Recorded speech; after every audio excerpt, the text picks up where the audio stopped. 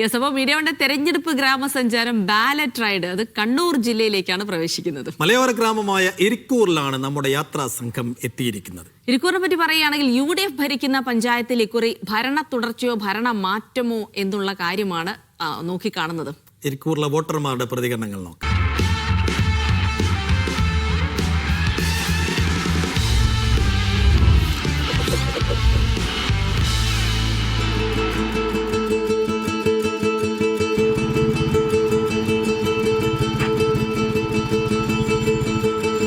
നമസ്കാരം.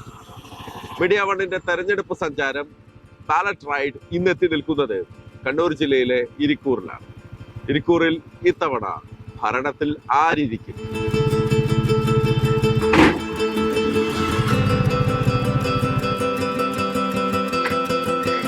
ഇരിക്കൂറിൽ നമ്മൾ അതിരാവിലെയാണ് ഇരിക്കൂർ ടൗണൊക്കെ ഉണർന്ന് വരുന്നതേ ഉള്ളൂ. എങ്ങനെയുണ്ട് ഇലക്ഷന് സ്ഥാനാർത്ഥികളൊക്കെ ചാടിക്കാൻ വരുന്നില്ലേ?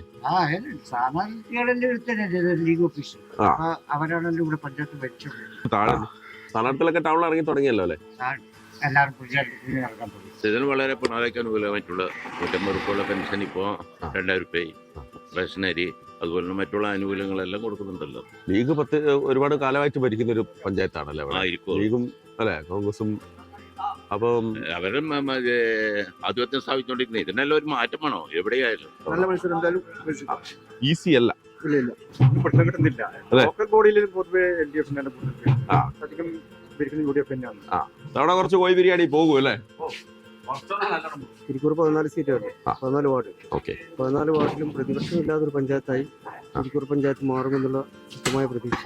പ്രതിപക്ഷം വേണ്ടേ? അപ്പോ പ്രതിപക്ഷം ഉണ്ടായിട്ട് കാര്യമില്ല. ഇവിടെ ആകെയുള്ളതെന്ന് വെച്ചാല് പിന്നെ LDF ഭരിക്കുന്ന 20 കൊല്ലക്കാലം കയ്യിൽ വെച്ചിരുന്ന വാർഡിൽ പോലും ഇടതുപക്ഷത്തിന് സ്ഥാനാർത്ഥി ഇല്ലാത്ത, സ്വതന്ത്ര സ്ഥാനാർത്ഥിയെ നിർത്തി ചിഹ്നം പോലും ഇല്ലാത്ത പല വാർഡുകളുണ്ട്.